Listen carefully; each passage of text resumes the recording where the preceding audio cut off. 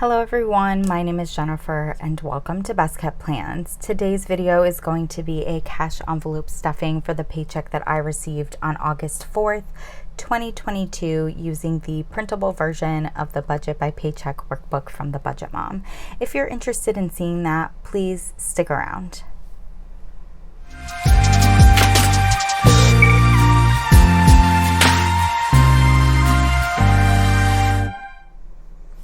Okay, so we are all zoomed on in for this cash envelope stuffing. As usual, I have you really close just so that you can clearly see my cash envelope breakdown for this paycheck.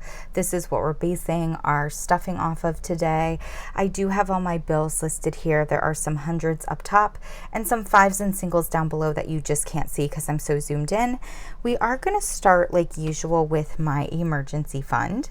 So I have an established emergency fund at my bank. It is a checking account. But I wanted to find a way to continue to contribute to it without having to budget for it.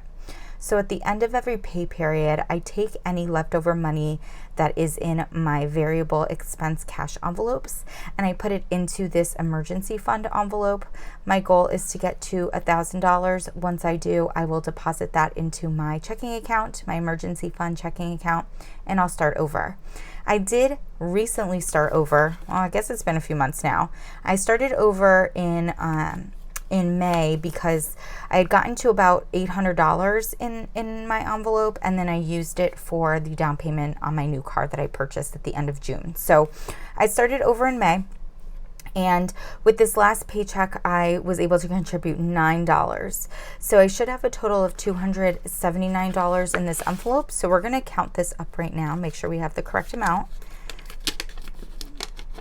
Alrighty, so we have 50, 100, 120, 40, 60, 80, 200, 220, 40, 60, 61, 2, 3, 4, 5, 6, 7, 8, 9, 70, 71, 2, 3, 4, 5, 6, 7, 8, 279. So we do have our $279 in here. This is definitely a little bit of a thicker stack because there are quite a few singles in here, but I use this cash a lot of times to make change if I need to make change. So I'm not planning on trying to I don't know what the correct term is. I always forget the correct term. But basically like put larger bills in here so I don't have as many or as much thickness to it, just because I do like the smaller bills to make change. I am keeping track of my tracker up front. We are not yet to $336, so I wasn't able to fill it in any further. Next, we are going to be stuffing my variable expense cash envelopes, which are these three listed here. I do have a fourth variable expense category, and that's my groceries. I do my groceries online. I pick them up, and so I don't take that cash out. I don't take that money out in cash. I have an extra checking account at my bank. That's for, I call it my variable expense checking account, and every time I get paid, I automatically transfer my $200 for my groceries into that account, and I pay for my groceries out of that account. So these three here were what we're going to be stuffing, and I still have the same envelopes that I've been using for the last two pay periods. I started these in July. I'm still using them just because I do feel like I have a decent amount of room on them that I can get away with using them for one more pay period, and for some reason I'm like very much digging like this color vibe that I have going on. So the first one that we're going to be stuffing is my eating out envelope, and that's going to be getting $75 in a $50 bill, a $20 bill, and a $5 bill. So let's count this up. We have 50, 70, 75. And I did update my envelopes to indicate that they are getting this deposit of $75. But as usual, I'm going to be removing the $5 bill to put towards my $5 challenge. Some people feel like that's silly. Why wouldn't you just budget $70 instead of $75? But I don't know. I feel like it's kind of a built-in way for me to make sure I'm contributing to my $5 challenge. For gas, it's going to be the exact same thing. So we're going to take out $75 in a $50 bill, a $20 bill, and a $5 bill. So we have 50, 70, 75. And just like with my eating out envelope, I have written down this deposit as well as that I'm going to be removing the $5 bill for my $5 challenge. I've definitely been talking a lot about my gas budget in my recent budget with me's. I was at one point worried that I was going to need to increase my gas budget because gas prices have gotten so high. And now that I have my new car, which is a hybrid, I'm realizing that I'm hopefully not going to be able to do that. I don't necessarily foresee myself decreasing my gas budget, but I'm definitely keeping an eye on what I'm spending on gas every month. You know, for July, I'm going to keep track. For August, I'm going to keep track. For September, just to kind of see, and then maybe kind of evaluate at that time. I don't want to be too hasty about changing it, because if I have anything left over in here, I'll just put it towards my emergency fund. Like, that's not a negative to me.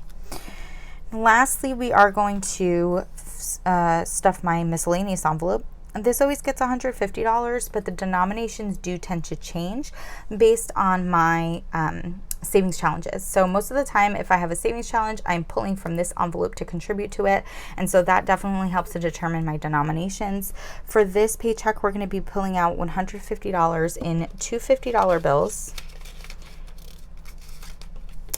In a $20 bill, it's our last 20. In two tens, which is the only two tens we have, in a $5 bill, which is my last 5, and then in 5 singles. So 1, 2, 3, 4, 5. Okay.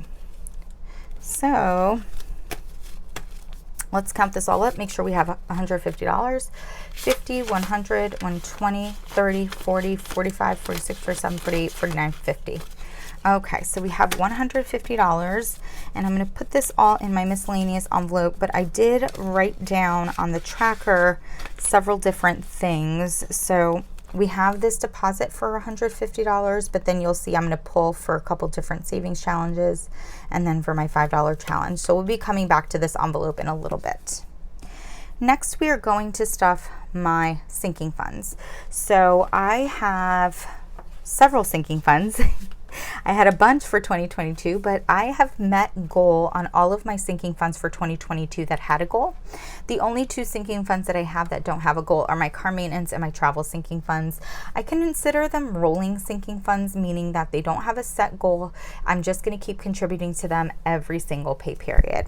Now, because I do have a new vehicle, I don't feel like I need a ginormous car maintenance sinking fund. I'm hoping to not have to put any significant maintenance into my car for the next, I would say at least 3 years.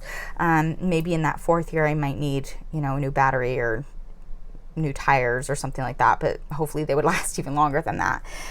But I do like having a car maintenance sinking fund, and I just wouldn't feel comfortable not having one, even though I have a new car. So I did use a lot of my car maintenance sinking fund towards my car down payment, but I have started over again, and my goal is to get to $1,000. Once I hit $1,000, I'm not going to contribute to this anymore. If I do use from it, then I can slowly build it back to that $1,000 again. But I feel like $1,000 is a good amount for me. So with this pay period, I'm going to contribute $50, which is the usual for me. So I'm going to pull that out in a single $50 bill. I did write on the back here that deposit. So we should have a total of $453 in this envelope now, which is really exciting. I mean, we're nearing the halfway point, which is great. So if I count this up, we have 100, 150, 200, 250, 300, 350, 400, 450, 451, 2, 453. So we do have $453 in here. Very exciting. And I'm going to put that to the side. Next, we have my travel sinking fund. So again, this doesn't have a specific denomination for it, specific goal. I had been putting $50 a pay period into this as well, but I am going on vacation in October. And because of that, this has become my #1 savings priority. I need to pay for that vacation. What I tend to do is I pay for the entire vacation. And if I'm going with people, and I am going with people, they pay me back. And then their reimbursement to me is what I use as my spending money while I'm away. So I have a goal for this specific vacation of saving $7,000. It's myself, my mother, and my sister. We're going away for about 10 days, I think it's 10 days. So very exciting. The tracker on the front, because it doesn't have like a specific dollar amount, I'm just going to keep contributing to it. I put in the months here. So I started this envelope in May. So I have filled in up to July. This is going to be my first deposit for July. So I'm not filling, or for August. So I'm not filling the August bar in yet. With this paycheck, I'm really kicking it into hyper gear, and I'm going to be saving $1,500. And I did that in all $100 bills. And I think this should be the full $1,500 right here. So let's count it up. 1, 2, 3, 4, 5, 6, 7, 8, 9, 1,000. 11, 12, 13, 14, 15. So this is our full $1,500 right here. Now my tracker on the back, it does show, you know, some deposits that I've put in since May. It also shows a deduction of almost $2,000. I booked the trip. I have, you know, until a month before I leave to pay it off. I did make a payment for $1,000. For $2,000, but I used my credit card. And because I used my credit card, I got cash back. That cash back equaled up to be about $47, I guess. And so what I actually needed to pull from this envelope was $1,953. So that's what I did there. I have my deposit from last pay period and then now from this pay period. So we should have a total of $3,177 in this envelope now. So I'm going to add in all these $100 bills. And then we're going to count everything up together. 1, 2, 3, 4, 5, 6, 7, 8, 9, 1,000. 1, 2, 3, 4, 5, 6, 7, 8, 9, 2,000. 1, 2, 3, 4, 5, 6, 7, 8, 9, 3,000, 3,100, 150, 170, 71, 2, 3, 4, 5, 6, 3, 177. Woo, okay. So we do have the correct amount in here. I am planning on calling and making another payment towards the vacation. So I'm going to use my credit card again. That way I get my cash back, and I'm assuming by next pay period, you'll end up seeing that I have another withdrawal to pay that card off. So that's my travel sinking fund. Next, we are going to be stuffing my 2022 savings challenge envelope for August. So I have been doing the 2022 savings challenges from the Budget Mom. I love them. I did them in 2021 and they were awesome. For 2022, I did use what I saved in the first few months towards the down payment on my car. But for at least June and July, I do have the cash I've saved sitting in their envelopes. I'm not sure what I'm going to do with it at the end of the year. I think it'll probably end up going towards my house savings. With this month, I have one of the challenges which I'm pulling from my paycheck, which I'm about to do now, and then another challenge that I pull from my cash envelopes, and I kind of do that one as I go throughout the month. So for this month, the one that's coming out of my paycheck is for $52, and we should have $52 left here in cash. 50, 51, 52. So I am going to put that into this envelope, and I did already indicate that I have my deposit here.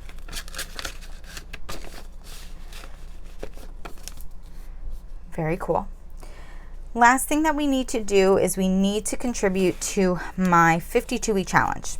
So, oh yeah, see, so here's my savings tracker for the 2022 savings challenges. And as you can see, January, February, March, and April, I wrote CRV DP, so that means CRV down payment. That's the car I got, Honda CRV. So for May, June, I never put the total. I need to find out how much I saved. And then July, I did, I still have those in their envelopes, and I will use those at the end of the year towards something. Where's my 52? Uh-oh. Let's see, where it might be. Yeah, here it is. Okay, so this is my 52-week challenge tracker. This tracker is available on my Etsy shop, which is always linked down in the description box below. I also have my 52-week challenge envelope, which is also on my Etsy shop. These are two items you can purchase separately. That way, if you like the envelope but not the tracker, or vice versa, you don't have to buy both. For this pay period, I am marking off for week 31 and 32. The reason I'm doing that is because I get paid bi-weekly, and I want to contribute right at the beginning of my pay period. That way next week doesn't come and I don't have the $32 in my cash envelopes, you know, to put to this challenge. So right when I get paid, I contribute for both weeks just to make it a little easier. And I am going to pull that from my miscellaneous envelope. And now I'm thinking I did something wrong on here. Oh my gosh, I did. So, okay. So you can see I put my deposit for $150, but I pulled out $52 for my 2022 challenge, and I didn't need to do that because it was coming from my paycheck, not my envelope. Honestly, that's okay though. I might leave that and just pull another $52 out. Why not? Right? Better to save it than spend it. I'll have to think about that, but that was definitely an error.